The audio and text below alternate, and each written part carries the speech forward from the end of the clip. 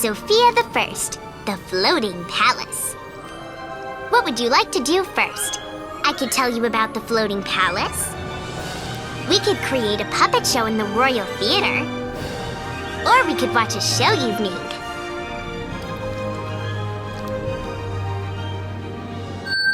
I'm Sofia, and I love being a princess.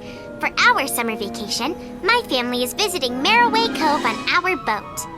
It's so big, it's more like a floating palace. Lately, I've been reading about mermaids. Maybe we'll see one at the cove. I hope so. But Dad says mermaids aren't real. My dad, King Roland, is usually right about most things, but he's wrong about mermaids. Because when I go to the deck of our floating palace, there she is, a real, live mermaid. Help! Oh no, she's tangled in a net. Let me help you, I say. I pull her onto the boat and untangle her. Thank you, she says. Her name is Una. She's really nice. But then she says she has to go. We're not supposed to spend time above the water, she explains. But when Una gets in the water, she can't swim. Her fin is hurt. As I slide into the sea to help her, my amulet glows, and I turn into a mermaid. I can't believe it, and neither can Una. How did you do that? Una asks. I tell her about my magical amulet. Una has a comb that's enchanted too. I'm not sure what its powers are, says Una. But Mom says she'll tell me when I'm older. I help Una swim toward her home in the cove. We swim past a kelp forest, a cool sunken ship, and hundreds of beautiful fish. When we get near Una's home, I meet her friend, Sven the seahorse, and her big sister, Cora. They use moon kelp to heal Una's tail. Suddenly, the water goes dark. It's our floating palace stopping above us. Then, we hear Una's mom calling her and Cora home. Una's mom is the mermaid queen. I'm so glad you're safe, she exclaims. A human vessel is in the cove, and humans are dangerous. But I'm not dangerous, and neither is my family. Queen Emmeline doesn't know that, though. And she wants to use her magic trident to create a powerful storm, one that could blow the floating palace out of the cove, or maybe even sink it. My family is on that ship. So I tell the queen that I'm a human, and I can get the ship to leave. Please don't sink it. Just give me a chance, I say. Luckily, the queen agrees to let me try. Una and Cora wish me luck. I start swimming back to the floating palace. Suddenly, I hear Una calling my name. Oh no! A horrible, hideous sea monster is chasing her. He wants her enchanted comb. I swim after them as fast as I can, but then they enter the kelp forest. Una! I cry. There's no answer. I rush back to tell Queen Emmeline what happened, and she tells me I have till sundown to rescue Una. The queen says if I can't, she'll sink the floating palace. I swim back to the ship. I need help, but my family doesn't believe in mermaids. So I gather some friends who do believe. Sven, Clover, and a seagull named Farley. Finally, we find Una. The sea monster has her trapped, and he's about to steal her enchanted comb. I try to stop him, but he's very powerful. He almost captures me, too. Oh no! Queen Emmeline is starting loud thunder over the cove.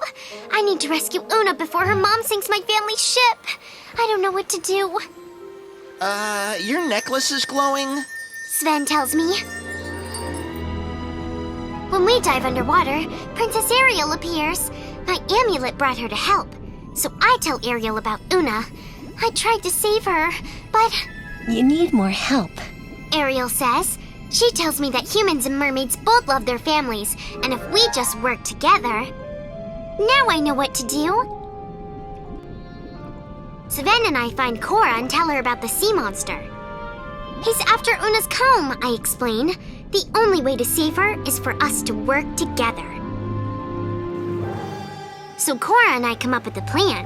Sven, Farley, and Clover help too. I have to sneak onto the boat where the sea monster has Una trapped. I get there just as he is about to cast a spell to grab Una's comb, but I snatch it right out of his hand. Give me the comb, and I'll let your mermaid friend go. The sea monster says. What if I don't, I say?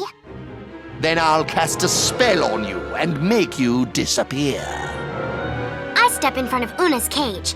Then, I toss the comb overboard where Cora is waiting to catch it. No, you don't! The sea monster howls. He flicks his wand at me, but I jump out of the way. Instead of making me disappear, he makes Una's cage vanish. Una's free! But the sea monster is furious. He points his wand at us. You won't trick me again! He warns. Suddenly, Farley flies over the sea monster and drops Clover right on top of him. Then Farley swoops down and grabs the monster's wand. Cora holds up the comb as it starts to glow. Waters, rise at my command!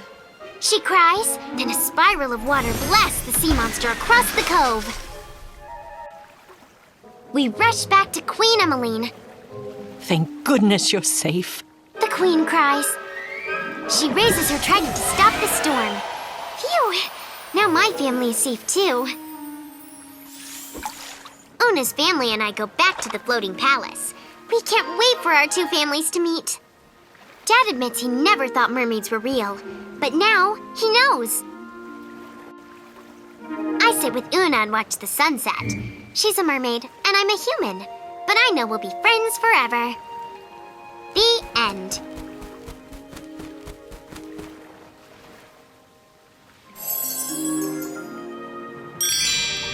Sofia the First, the Floating Palace. What would you like to do first? I could tell you about the floating palace. We could create a puppet show in the Royal Theater. Or we could watch a show you've made. Welcome to my Royal Theater, where you can create your own special stories and record them. Sofia the First, the Floating Palace. What would you like to do first? I could tell you about the floating palace. We could create a puppet show in the Royal Theater. Or we could watch a show you've made.